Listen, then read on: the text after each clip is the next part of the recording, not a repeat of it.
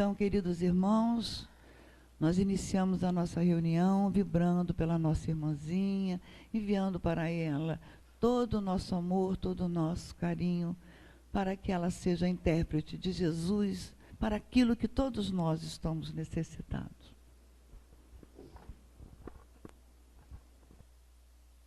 Boa noite, queridos companheiros.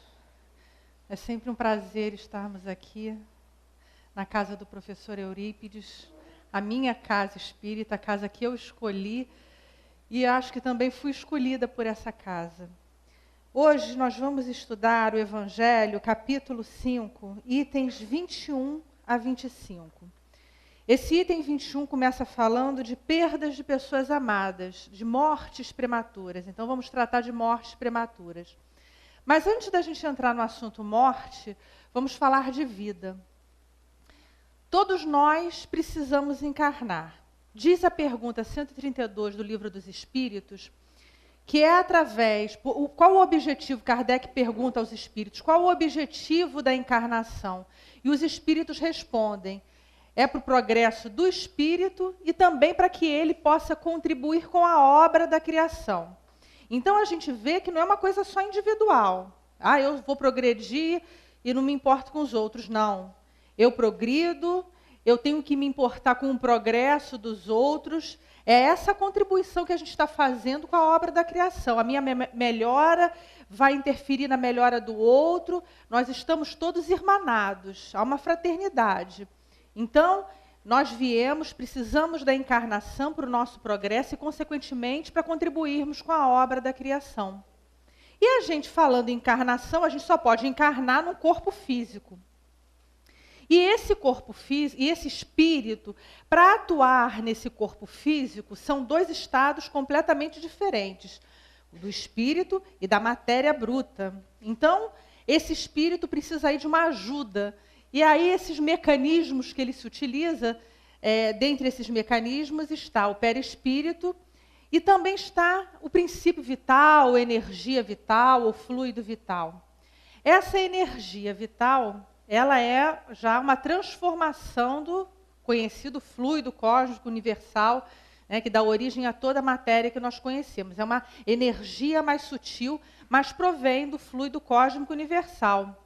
E essa energia vital, ele justamente é o que vivifica a matéria, é o que diferencia aí os seres orgânicos dos seres inorgânicos. É esse princípio vital, essa energia vital. E aí nós recebemos essa energia vital, lá no momento da fecundação, nós herdamos, como diz Gabriel Delane, nós herdamos essa energia dos nossos pais, quando o óvulo é fecundado pelo espermatozoide, e depois essa energia é mantida na gestação pelas nossas mães, né? A nossa mãe mantém essa energia lá para esse ser que está sendo formado, para esse corpo que está sendo formado. E aí nós nascemos, cada um nasce com uma quantidade de fluido vital. E esse fluido vital, essa energia vital, ela precisa ser renovada. E aí a gente renova através da respiração, da alimentação. E quem tem mais energia pode doar para quem tem menos energia. E aí nós vemos aí o passe, né, possibilitando essa doação dessa energia. Aquele que está lá mais carente, está mais enfraquecido, desvitalizado, ele pode receber essa energia de quem tem mais. E chega no momento de nossas vidas que nós vamos morrer, né? Isso é uma certeza que nós temos. De outras coisas, a gente até tem outras certezas. O Espiritismo nos dá outras certezas. Às vezes as pessoas falam, a gente tem certeza que vai morrer. Não, mas a gente tem outras certezas que nós vamos aí tendo com o estudo do Espiritismo. Mas essa certeza, independente de Espiritismo, todo mundo tem. Nós vamos morrer. Um dia nós vamos morrer. Quer queiramos ou não. Tem gente que, quando começa a falar em morte, bate na madeira como se isso pudesse, né, espantar a morte. Não adianta bater na madeira, não adianta, não vamos falar disso, não. Não adianta. A gente vai morrer. E aí o que acontece? Esse instante da morte, dizem os espíritos, é fatal. Por quê? Se você tem que morrer naquele instante, não tem como correr disso daí. Você vai morrer.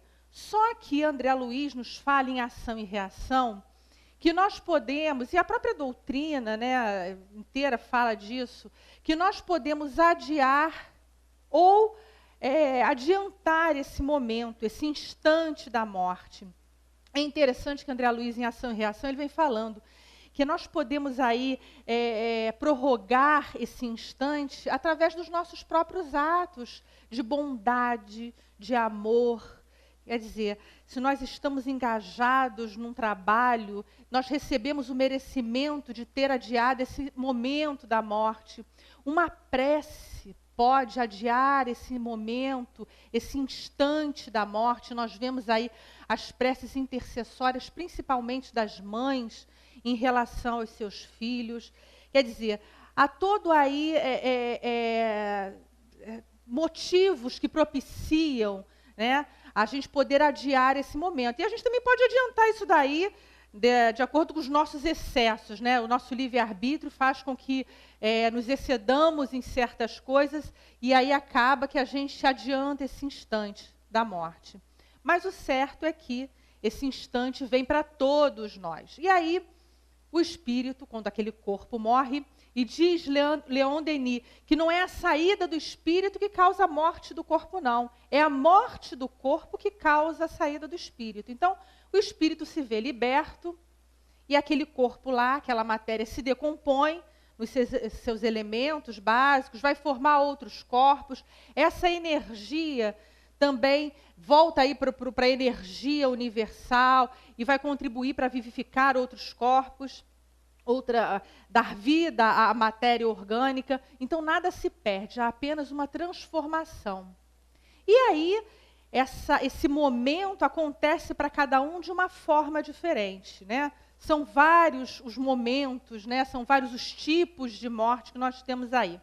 E aí a gente pode dizer que a pessoa pode morrer por uma exaustão dos órgãos. E a gente vê isso na velhice, né, quando realmente aquela máquina ali já não tem mais jeito, já gastou de tal forma que aí não tem como, nem energia vital, não tem como vivificar aquele corpo que já está gasto mesmo. É aquele corpo que já, os órgãos todos já se gastaram com o tempo.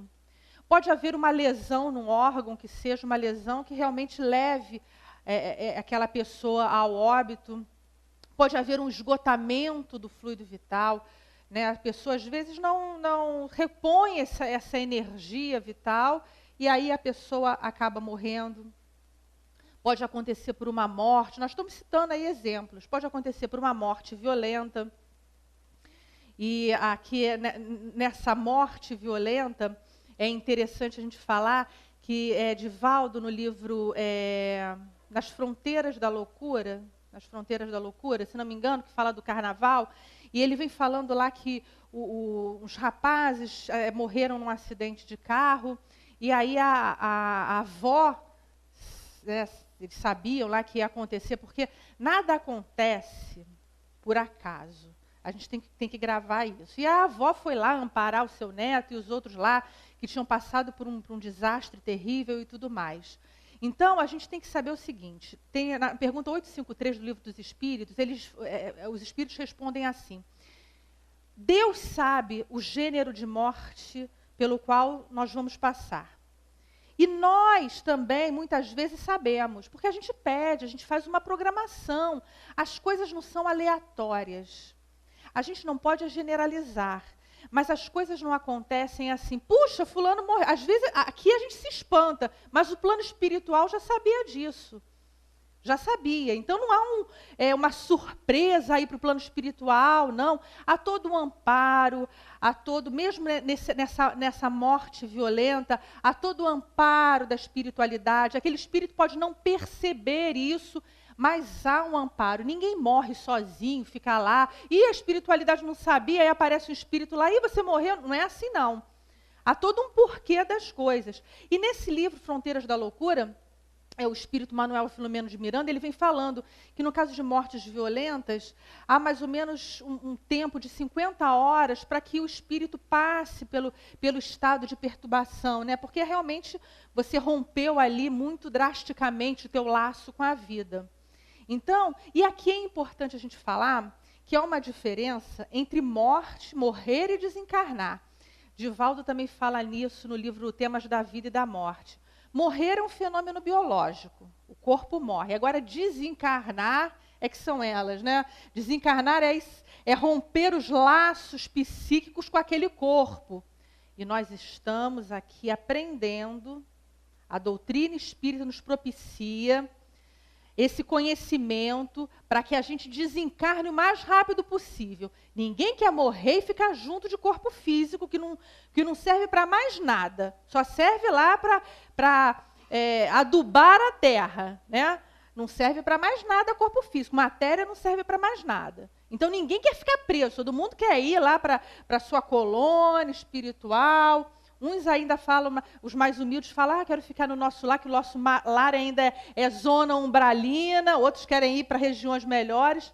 De qualquer forma, ninguém quer ficar preso a corpo físico em cemitério, né?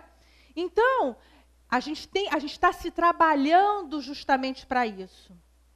E aí a gente vê, no caso dos suicidas também, o sofrimento deles, porque existe uma lei, né? Ou as leis de Deus. E uma dessas leis diz que nós devemos respeitar essa vida. Nós não temos o direito de romper esse laço a nosso bel prazer. Então, quando a pessoa comete esse ato, ela sofre, como todos nós sofremos qualquer ato cometido contra as leis de Deus. Então, ela sofre um processo, vamos dizer assim, tem um sofrimento maior por ter aí ido contra, em direção contrária a essa lei que diz: viva, aproveite sua vida. A gente pode desencarnar também num evento de uma morte coletiva, né? Acontece, a gente vê a todo momento aí os casos de morte coletiva, e aí quando a gente vai na Gênese, Kardec vem falando desses flagelos naturais que acontecem e dizimam uma grande população, e ele diz isso é para renovar a população do planeta. Muitas vezes, esses espíritos, ele também comenta isso, esses espíritos estavam apegados a preconceitos, a erros, a pensamentos errados, e aí quando desencarnam, chegam no plano espiritual, aí tem um despertamento, puxa, é mesmo, eu estava indo para um caminho ruim. E aí se renovam e voltam melhorados, outros espíritos superiores têm a possibilidade de retornar melhorados, e aí o que acontece com o globo? Há uma evolução no globo. E aí a gente também tem que fazer a diferença de um resgate coletivo. O resgate coletivo é quando espíritos se uniram no passado para cometer um crime e eles voltam nessa vida e acabam morrendo juntos lá, porque também pediram que isso acontecesse. O próprio pensamento do espírito leva a que ele se una aos outros espíritos criminosos e acontece que eles acabam morrendo da mesma forma. Isso não quer dizer que toda morte coletiva seja um resgate coletivo, né? A gente está fazendo a diferença entre uma morte coletiva e uma expiação coletiva. E aí a gente pode citar o caso do circo de Niterói, não foi na minha época não, foi em 1961. Um pouquinho depois, não foi muito tempo não, eu renasci, né? Então, aquele incêndio do circo, né, de Niterói, e aí Humberto de Campos fala para a gente no Cartas e Crônicas que aqueles espíritos, eles estavam juntos no ano de 177, na cidade de Leão, e aí o imperador Marco Aurélio ia receber uma autoridade que nós não lembramos se era um general, era alguém importante. Vamos fazer uma festividade com toda a população. Só que esse negócio de matar cristão já estava tão chato, já estava tão batido, né? Vamos fazer uma coisa diferente. Vamos matar, sim, cristãos, mas de uma forma diferente. Aí resolveram armar lá uma arena, e cercada de pedaços de madeira embebidos em óleo, e essa arena foi colocada, nessa arena, resina. E aí botaram fogo, e lá padeceram 1000 crianças e mulheres cristãs, né? E essas pessoas padeceram ali. E aí vieram resgatar, né, esse débito, ou se harmonizar com a lei de Deus, através do incêndio lá do circo de Niterói. E acontece também a morte prematura. Então, nós estamos falando dos vários tipos de mortes que acontecem. E acontece a morte prematura também, de um jovem, de uma criança. Na pergunta 199 do Livro dos Espíritos, vem falando assim, olha, essa morte, porque o porquê desse, né? O Kardec questiona os espíritos, por que dessa morte prematura? E aí os espíritos respondem assim, bom, isso pode acontecer porque pode ser uma prova ou uma expiação para os pais. Pode ser uma prova ou uma expiação para os pais. E aí, mais uma vez, a gente faz a diferença entre prova e expiação. Emmanuel nos fala no Consolador. Prova é a luta, expiação é a pena. Então, prova é o ensinamento que eu estou passando, que eu vou tirar daquilo dali, né? Toda expiação você tira uma prova, mas nem toda prova é uma expiação. Então, ali, aquele momento, aquele acontecimento que é provacional, você está ali passando por aquela luta. Já a expiação, não. A expiação está vinculada a um crime, a um débito passado. Você, de alguma forma, se desarmonizou com as leis de Deus e está sendo penalizado por isso. Às vezes a gente fala em pena, né? em crime, aí fica uma coisa pesada. É melhor a gente falar assim, olha, em algum momento eu me desarmonizei com as leis de Deus e vem agora me harmonizar. Acho que fica mais suave, né? Para a gente entender o porquê das dores e dos sofrimentos. É essa harmonia, porque não há castigo. A gente não pode falar é castigo, que isso não existe. Mas nós precisamos nos harmonizar. E nós é que pedimos, a gente não pode esquecer isso, não. Não é Deus que está impondo, a espiritualidade que está impondo, não é nada disso, não. Nós, quando começamos lá a programar a nossa vinda, a fazer a programação reencarnatória, a gente põe lá, olha, eu quero passar por isso nesse determinado momento. Aí chega aqui, a gente esquece de tudo e começa a se perguntar, mas por que eu? Por que está acontecendo? A gente não tem que perguntar, a gente tem que saber. Algum motivo tem. E o motivo é, eu pedi. Tudo que está acontecendo, a gente pediu. A gente não lembra, é diferente. Mas a gente pediu que as coisas acontecessem, que a gente estivesse junto com as pessoas, que a gente casasse com aquela pessoa, que a gente tivesse aquele filho, que a gente tivesse aquele pai, aquela mãe. Aí chega aqui, a gente esquece de tudo e começa a dizer que não quer mais e tudo. Eu não pedi nada disso. Lá em casa, meus pais falam assim, você não pediu, você implorou, né? Então, a gente não pode dar mais essa desculpa disso daí. Então, pode ser uma prova ou uma expiação para os pais, mas pode ser também o complemento de uma vida anterior. E os espíritos nos falam, nessa própria pergunta 199, que um espírito que morreu antes da época pode retomar aí o tempo que lhe faltava, né, complementando essa existência anterior. Leon Denis nos fala no livro O Problema do Ser que as mortes, até por acidentes de crianças e tudo mais, esse espírito aí numa época passada, ele cometeu excessos, ele gastou a sua energia vital, e aí ele retorna nessa vida com aquele tempo que lhe faltava. Quando a gente vai também no próprio Leon Denis e também no livro, tem um livro comentado, Livro dos Espíritos comentado pelo espírito de Miramês, se não me engano, vem falando também dos suicidas. O que acontece? Um suicida que tira a sua vida numa encarnação anterior, ele retorna com esse tempo, esse pouco tempo que lhe faltava. Mas como é que pode ser isso? Mas aí ele se suicidou e agora retorna só com pouco tempo, para que ele aprenda todo o trabalho que ele teve para reencarnar, toda aquela esperança que ele colocou ali, e aí ele vem, reencarna e vai tudo por água abaixo, né? Ele fica pouco tempo, não consegue, às vezes ele vem, não, eu quero realmente me transformar, eu não quero mais cometer aquele erro, e vem e fica pouco tempo. É frustrada a sua permanência na vida, para quê? Para que ele dê valor à vida e não cometa mais esse ato de desatino.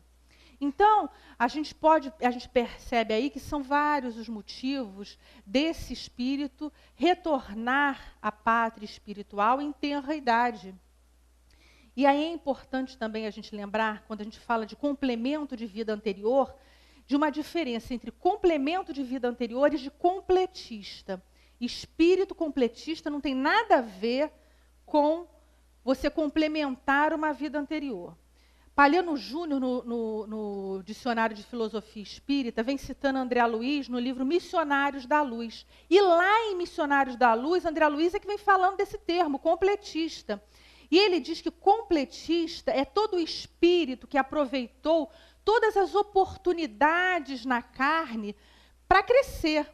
Então, aquele espírito que retorna e realmente se desenvolve, cresce, evolui, aproveita todas as situações positivas, negativas, principalmente as negativas. Positiva é fácil, né? As situações negativas para crescer, esse espírito é um espírito completista. Então, André Luiz é que faz essa diferenciação lá no livro Missionários da Luz. E pode acontecer também de um espírito não chegar nem a renascer, né? É o chamado natimorto, né? Ele nasce antes de nascer, antes de vir à vida, né? na gestação. E pode ser também que ele fica apenas poucas horas ou alguns dias. E aí, no livro dos espíritos, os espíritos vão respondendo a Kardec que isso acontece como prova para os pais, né?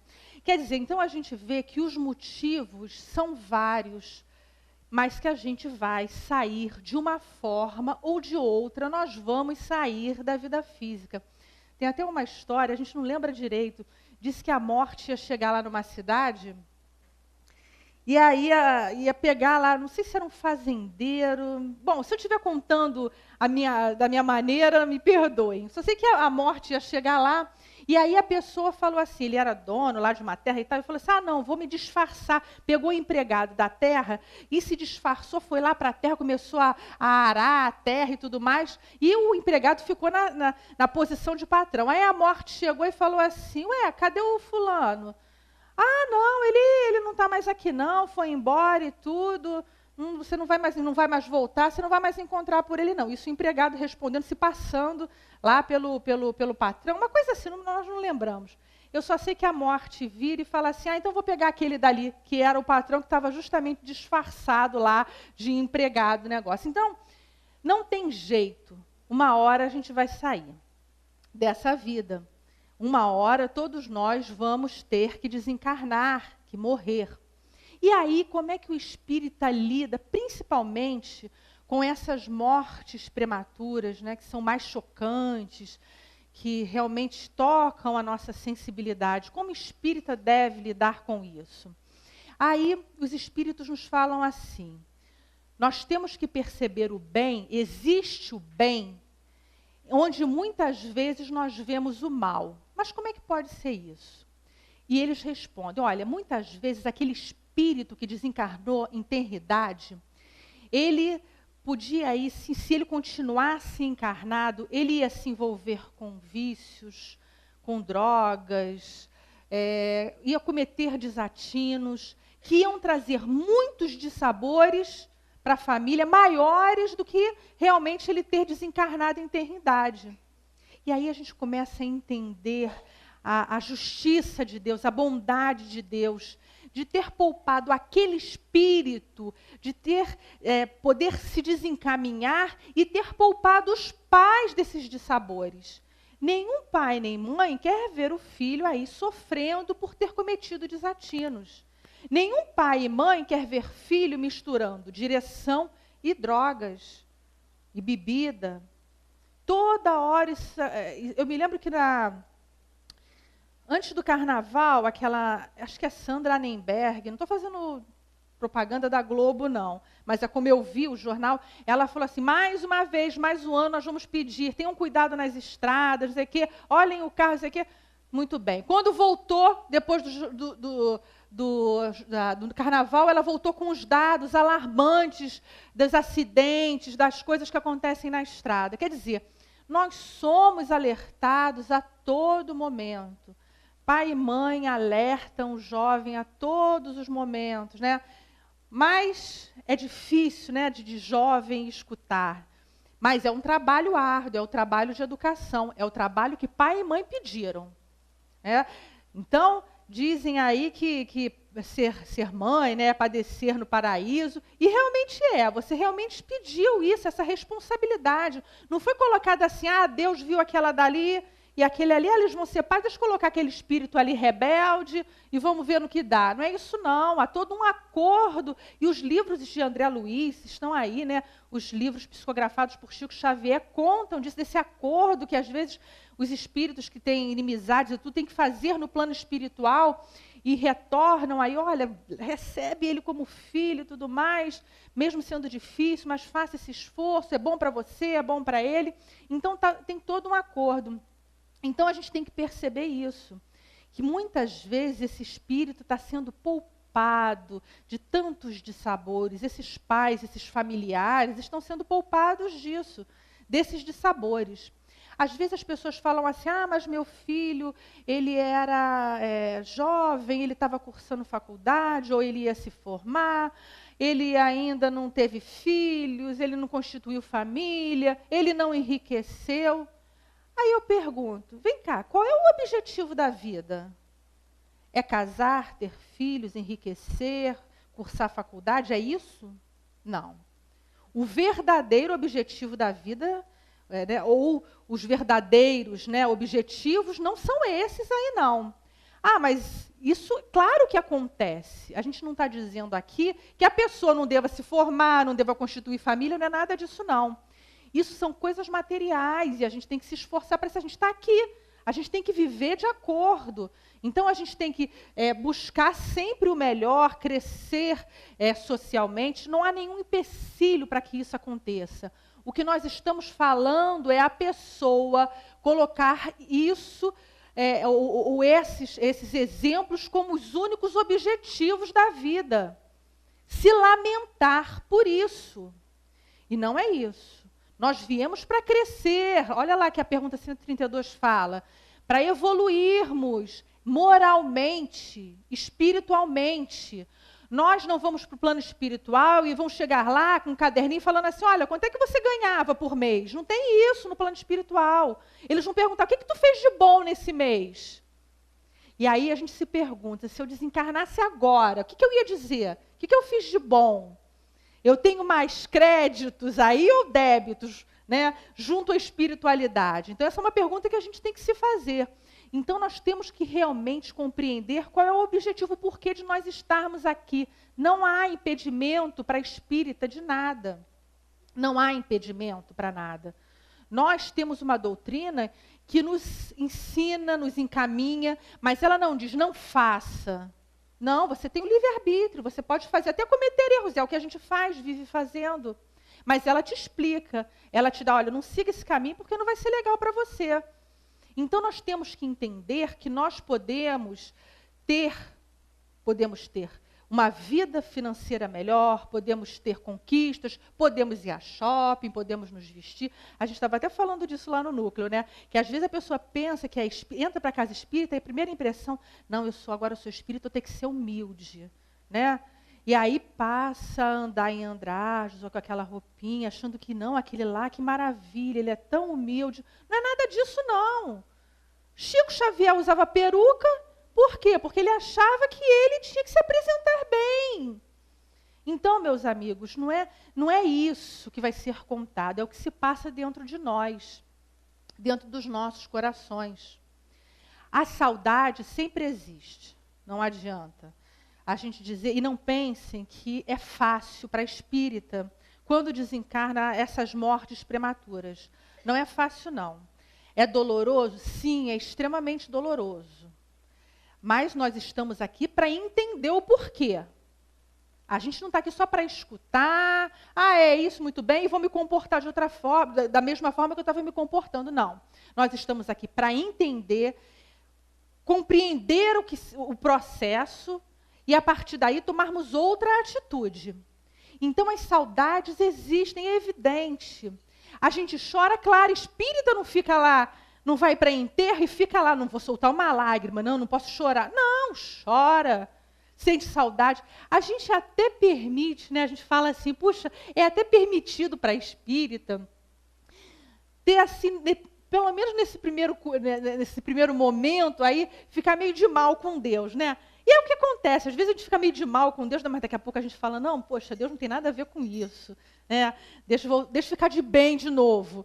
Então, mas tudo isso é compreensível. Mas a gente tem que entender que os laços de amor, os laços de afeto não se rompem com a morte do corpo físico. É isso que nós queremos diferenciar. A matéria do espírito. O espírito está vivo.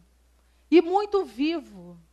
E aí, às vezes, nós ficamos aqui nos lamentando, pensando no que podia ter acontecido, num futuro que não aconteceu. E o espírito, muitas vezes, ele é recebido no plano espiritual, o povo feliz da vida porque ele chegou. E ainda falam para ele, puxa, demorou. Estão lá felizes da vida. Aí vem vó, vem vô, muitas vezes tio, felizes da vida que chegou aquele espírito lá. E a gente aqui se lamentando. Então, existe um filme na internet, também não estamos recebendo patrocínio, não, mas é como a gente viu, é O Anjo, vimos há pouco tempo. É um filme espírita, né, feito por espíritos. Não vão querer achar que é um filme hollywoodiano, né? Com atores e as fotografias, aquela coisa maravilhosa. Não é isso, não. É um filme muito simples, mas interessante, que fala de um assunto que é realmente recorrente, que é quando a criança desencarna e os pais entram num desespero. O pai, eles tinham uma vida estável, um bom emprego, o pai começa a beber, a mãe simplesmente entra num estado depressivo tão grande que não liga mais para o pai, não liga para ela, não liga para casa. E eles passam a viver nessa falta de sintonia, o pai perde o emprego, e só com bebida e tal, e vão se definhando cada vez mais, até que passados alguns anos, a mãe é levada pelo seu mentor para ver as condições do filho. E encontra o garotinho lá sentado num banquinho, uma solidão. Haviam 2 espíritos, claro, protegendo essa criança, mas ele não percebia, chorando numa tristeza, numa escuridão. E por que ele estava assim? Porque a mãe estava apegada a esse espírito, não deixava esse espírito ir, não libertava esse espírito. E aí estava fazendo mal a esse espírito. E aí, às vezes, a gente pensa que a gente, com as nossas... e é o que a gente fala, espírita pode sofrer, pode ter saudade, mas não pode se desesperar, nem ficar nesse apego, porque está fazendo mal àquele seu ente querido. Nós, espíritas, precisamos entender que morte não é castigo de Deus, não é injustiça, seja a forma que ela venha, seja qual for a forma que essa morte venha. Não é castigo de Deus, não é injustiça. Nós precisamos realmente aceitar isso, entender, porque é uma lei, é uma verdade. Precisamos ficar em paz, precisamos dar paz, precisamos entender que esse filho é filho de Deus, precisamos entender que essa morte, essa desencarnação é uma libertação. Quem não quer ver seu ente querido liberto? No plano espiritual, a gente não tem mais corpo físico pesado, a gente volita, a gente estuda, a gente passa a entender o que a gente aqui não entendia, a gente tem a nossa memória recobrada, a gente está livre no plano espiritual, os espíritos relatam, vai lá no céu e inferno, espíritos felizes, a sensação maravilhosa que eles têm quando desencarnam. Então, nós temos que realmente renovar os nossos sentimentos, fazer esse trabalho de entendimento e passar a encarar esse momento que acontece para todo mundo de uma outra forma, para que fiquemos em paz e levemos paz para todos aqueles que desencarnam, os nossos entes queridos. Nós precisamos disso, entender isso. E aí, com isso, a gente entende o item seguinte, que é o item 22, que vem falando assim, se fosse um homem de bem, teria morrido. O que é isso? Muitas vezes, uma pessoa que é ruim, todo mundo sabe que é uma pessoa má, que faz um monte de maldade, passa por uma situação difícil e continua a viver. Aí fala assim, poxa, se fosse uma pessoa boa, teria morrido. Realmente, se fosse uma pessoa boa, teria morrido. Por quê? Porque ela tinha o merecimento de se libertar. Se a gente passa a encarar a libertação, a morte como libertação, como felicidade para aquele espírito, aí a gente entende, realmente, se fosse uma pessoa de bem, ela já tinha cumprido os seus deveres aqui, no plano corporal, como encarnada, e agora tinha o merecimento de desencarnar. Ela conquistou esse merecimento. Ah, mas o mal vai continuar aqui? Vai. Por quê? Padecendo. Ah, mas o mal vai continuar a fazer o mal. Vai continuar a se desarmonizar com as leis de Deus. Uma hora ele tem que se harmonizar. Isso é certo. Uma hora nós vamos nos harmonizar com a lei de Deus. Seja através da dor ou pelo amor também. Porque a gente sabe disso. Nem tudo que acontece, nem toda a harmonia que nós temos que ter com a lei de Deus, ou expiação, passa aí por uma dor, por um sofrimento. A gente pode se harmonizar também através do amor. Renovando as nossas atitudes e passando por aquela dificuldade através do amor. De qualquer forma, essa pessoa tem que se harmonizar com a lei de Deus. Mas aí o que a gente faz? A gente fica com raiva muitas vezes. Quando o bom fica e o mal vai, a gente fica de mal de novo com Deus. Meu Deus, por que Deus fez isso? Deus não tem nada a ver com isso. Deus é Deus de leis. E aí a gente fica com raiva falando. E aí a gente fica emitindo mais pensamentos negativos. A gente tem que tomar cuidado com isso. Nós vemos a todo momento situações em que as pessoas cometem crimes, cometem erros gravíssimos. E aí a gente tem que tomar cuidado para não ficar que nem os programas de televisão que ficam debatendo aquilo. Aí passa, agora passa de novo. Aí vai para o comercial. Quando volta com o mesmo assunto. E volta de novo. Aí vai para o comercial, volta com o mesmo. E aí tem pessoas que ficam se deliciando com aquilo, com aquela situação. E com uma raiva daquele que cometeu um crime, que cometeu um desatino. Nós não temos que ter isso, nós temos que mudar a nossa vibração. Aí as pessoas, muitas vezes, a gente escuta tanto isso, né? Ah, eu quero justiça. Qual é a justiça que a pessoa quer? Que a pessoa fique 50 anos na cadeia. 50 não dá, porque o nosso Código Penal fala no máximo de 30 anos. Ah, 30 anos, mas quero que pegue a pena máxima, 30 anos. Aí a pessoa pegou 10. Aí a pessoa fica, não teve justiça. Por que não teve? O juiz não cumpriu a lei direitinho? Muito bem, cumpriu. Por que não teve justiça? Ah, não teve a sua justiça. O que você acha que é a justiça? Que é que a pessoa fique lá 30, sei lá, quantos anos. Graças a Deus não existe mais pena de morte. Dom Pedro II aboliu a pena de morte, depois do caso de Mota Coqueiro, que foi chamada a Fera de Macabu. Ele foi condenado, na época de Dom Pedro II, a forca, a pena de morte, e depois se verificou que ele não tinha culpa nenhuma. Então, graças a Deus, nós não temos isso. As pessoas acham que é fácil ficar um dia numa prisão. Muitos não conhecem o sistema, ou se conhecem, esquecem do sistema carcerário do nosso Brasil. Ah, mas tem um ou outro que tem regalias. Isso daí são as exceções. A maioria das pessoas vive numa penúria. É triste o sofrimento. Então, passar um dia num presídio é um sofrimento atroz. Imaginemos 2, 3, 10, 30 anos. Então, a gente tem que passar a entender e não achar que a minha justiça é a melhor. Vamos entregar as coisas nas mãos de Deus. A gente precisa entender isso. E aí, no item 22, no item 23, vem falando dos tormentos voluntários. Muitas vezes nós estamos aí aumentando os nossos tormentos. Felicidade plena não existe aqui. Ah, mas dá para ser feliz mais ou menos? Dá. Como? Buscando os tesouros que as traças não roem, a ferrugem não corrói, os ladrões não roubam. Eu fiquei pensando isso daí muitas vezes para não falar errado, que a gente acaba embolando o meio de campo, né? Que as traças não roem, que a ferrugem não corrói, os ladrões não roubam. Buscando a paz de consciência, buscando fazer o nosso melhor no limite das nossas possibilidades. A gente não pode fazer tudo. A gente chega na casa espírita, às vezes, e fala assim, vou fazer isso. Não, faz só uma coisinha pequenininha dali, já está bom. É o começo, vai aos pouquinhos, vai se melhorando aos poucos. A vida é assim, não dá esses saltos incríveis que a gente quer, né? A gente ainda não consegue isso. Mas se nós começarmos agora, a gente diminui os nossos tormentos. Mas não, o que a gente faz? A gente busca os tormentos, né? Através da inveja, da mágoa, da maledicência.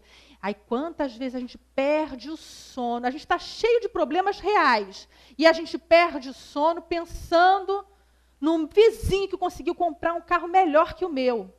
E a gente não dorme com aquilo, o negócio fica dentro da gente, remoendo, porque o fulaninho conquistou uma coisa que eu não conquistei. E aí remoe aquilo dentro da gente. E aí é o tormento voluntário, eu estou buscando esse tormento para mim. Eu é que estou buscando esses sentimentos negativos e fico com eles guardados aqui dentro. Inferno não existe, inferno pintado. Outras religiões, né, que diz que a gente vai estar num caldeirão de água fervente e os anjos vão abrir, vão encontrar a gente lá e a gente vai ser estraçalhado lá no inferno. Esse inferno não existe. Não existe o inferno dos muçulmanos, que diz que tem 7 portas lá no inferno dos muçulmanos. Tem o paraíso com 70 virgens e tem o inferno também com 7 portas. Cada portão desse tem um povo lá dentro desse portão.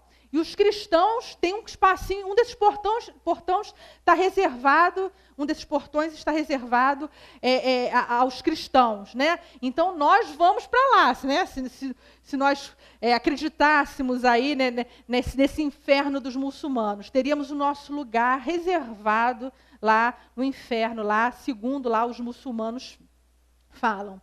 Então a gente tem que procurar não buscar aumentar nossos tormentos. A gente estava vendo lendo uma reportagem no Facebook, na época, revista Época, falando sobre Facebook.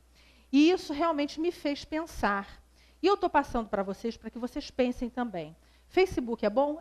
Você tem conhecimento de um monte de coisa, sabe aqui, interage e tal. Mas é só isso? Depois que eu li essa reportagem, eu comecei a falar, gente, eu não tinha pensado nisso. Existe uma síndrome. A gente estava falando lá no núcleo, e depois da palestra veio uma psiquiatra da UFRJ e complementou até o que, poxa, é tão legal isso, porque é isso que é espiritismo, a gente estudar, a gente não sabe nada. E vem o outro e fala, poxa, tem isso aqui, poxa, sabe, isso é muito interessante. Eu, pelo menos, adoro a pessoa vir com informações novas, acrescenta para a gente. Né? E aí essa psiquiatra veio falar que ela realmente está estudando isso, porque é uma coisa atual, e ela, como psiquiatra, precisa. E existe essa síndrome que é FOMO. Perdoem quem conhece inglês. Eu vou me atrever a falar essa sigla em inglês. É Fear of Missing Out. Perdoem. A tradução é medo de perder, medo de estar por fora, alguma coisa nesse sentido. O que é isso? Está atingindo 70% da população. A pessoa não quer se desconectar por nada. Fica ali 24 horas na internet, vai tomar banho, coloca às vezes em aparelho de telefone, tudo que está na internet, coloca num saco plástico para não molhar, vai para o banheiro, toma banho ligado na internet. A pessoa, o Facebook, então, está trazendo para a gente sentimentos que não são bons. Por quê? Às vezes a pessoa posta lá no Facebook, ela feliz da vida com o marido num jantar, né, maravilhoso no final de semana, os dois lá, rostinho colado. No entanto, eles estão passando por dificuldades danadas. Né, e eles estão até a ponto de se separar, brigando terrivelmente. Aí postam lá no Facebook. Aí, num restaurante caro, passam a semana inteira comendo PO. Sabe o que é? Pão com ovo. Passam a semana inteira comendo pão com ovo. Chega no final de semana, vai lá para aquele restaurante para quê? Para postar. Por quê? Para mostrar que a gente pode, que a gente, né, tem condições, é o orgulho. E o outro lá chega, abre o Facebook, vê aquela foto. Puxa vida, eu estou há um tempão sem poder ir na esquina comer uma pizza. E o outro vai e posta isso. E aí começa o sentimento de inveja. Um está com sentimento de orgulho, querendo mostrar o orgulho, o outro com sentimento de inveja. Casos de pessoas que vão para a cabine de lojas, trocam roupa, experimentam roupa para comprar, e aí postam lá no Facebook. A roupa não é dela, nem pagou, ela só experimentou. Entendeu? Para dizer que não, olha só como eu estou bonita aqui, com essa roupa que eu estou chique, que eu vou numa festa. São absurdos. Isso não existe? Existe, é o que está acontecendo. E aí eu parei para pensar, por que eu estou postando fotos no Facebook? É para partilhar ou é para gerar esse sentimento? Olha, eu estou podendo também e você vai sentir inveja. E aí eu parei para pensar. E é isso que a gente tem que pensar. O porquê do Facebook, tirando o lado bom, como tudo tem seu lado bom, a gente tem que se preocupar com o lado ruim. A exacerbação desses sentimentos negativos, dos tormentos voluntários, Então, pensemos nisso. O próximo item, 24, desgraça real. Aí a gente vê a pessoa, muitas vezes, passando por dificuldades, como diz aqui, né? Miséria, fogão sem lume, credor que ameaça, berço que o anjo sorridente desapareceu, féretro, coração despedaçado, angústia, traição. Isso tudo realmente é uma desgraça. Essa é a verdadeira desgraça. Não. Isso é o remédio amargo que vai trazer a cura. A verdadeira desgraça é o sentimento de inveja, de maledicência. É isso que a gente está fazendo, e às vezes, muitas vezes postando lá no Facebook. E aí o que acontece? A gente tem que averiguar nisso as consequências dos nossos atos. O que aparentemente é uma coisa ruim, um momento difícil que a gente está passando, é a cura. É o remédio que vai trazer a cura. E aquilo que muitas vezes enaltece, né, satisfaz os desejos materiais, né, traz aí para as pessoas o orgulho, a vaidade, as consequências são terríveis. Essa que é a verdadeira desgraça. E nós, espíritas, temos que tomar cuidado com isso.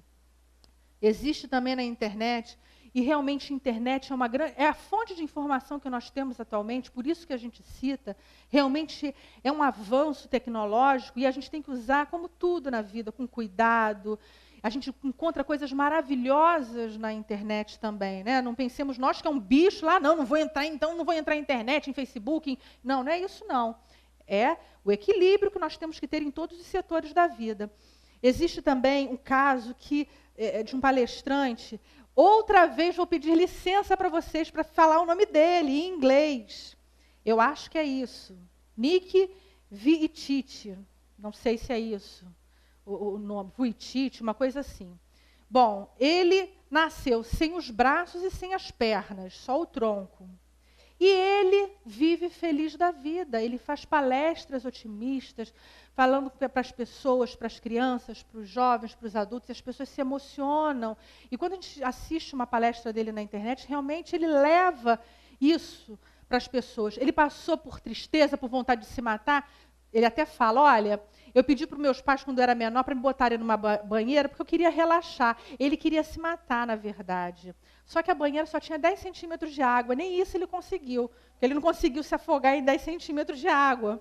Então, realmente era para ele viver. Ele deve ter os momentos dele que está de mal com Deus, né? Hoje eu não estou legal. Mas, de qualquer forma, ele usou isso, que aparentemente é uma desgraça real, ele usou isso positivamente. São palestras positivas e realmente um porquê. Não foi castigo de Deus dele ter nascido assim.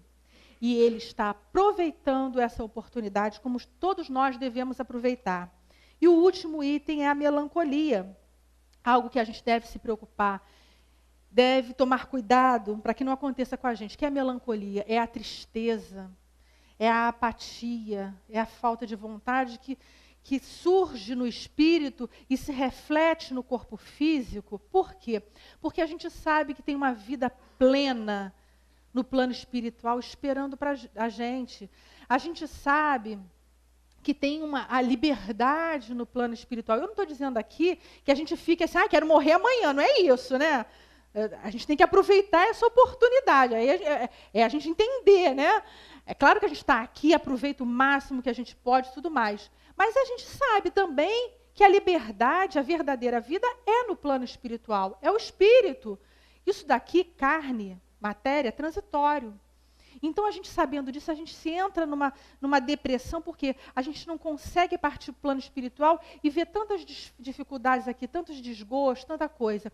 E aí a gente tem que entender, é uma chance que a gente tem. Agradecer a Deus a oportunidade de estarmos aqui. Agradecer a Deus essa chance que nós imploramos, né, por vir, para a gente poder se harmonizar com a lei de Deus. E encarar as desencarnações, as mortes, encarar os sofrimentos, encarar essas desgraças aí que a gente fala, né? Encarar tudo isso da melhor forma possível, buscando a paz, buscando a harmonia interior. Isso é alguma coisa que a Ana Paula está falando, porque é tão difícil e tal? Não. Eu até diria, difícil é. mas não é impossível. E a gente está aqui para isso, para se renovar. Não tem outro motivo da gente estar na casa espírita. A gente está aqui para entender, se conscientizar dessa verdade e agir. Precisamos agir. Cada um no seu momento, não tem pressa, né? De amanhã nós nos transformamos. Não vai acontecer isso. Mas começarmos hoje. Reconhece-se o verdadeiro espírita pela sua transformação moral. E para terminar, nós vamos ler um memorando de Casimiro Cunha que diz assim: reclamas alfinetadas e choras por ninharia, mas não percebes o amparo que recebes dia a dia. Enquanto vives no mundo ante o corpo que te encerra, não sabes quanto socorro te vem do céu à terra. Sais de casa muitas vezes, regressando indiferente. Entretanto, desfrutastes o auxílio de muita gente. Espíritos generosos, em sustentando-te a paz, guardaram-te os aposentos, cerraram bicos de gás. Outros muitos te garantem encontros, lucros, recados, trabalhando na memória de parentes e agregados. Na doença, ante os remédios que te suprimem a dor, colhes o apoio invisível dos mensageiros do amor. Por muitas bênçãos que encontres nas pessoas benfazejas, são muitas mãos de outros planos que te ajudam sem que as vejas. Nas provas inevitáveis, evita a lamentação. O céu te auxilia sempre, sem contas de gratidão. Muita paz.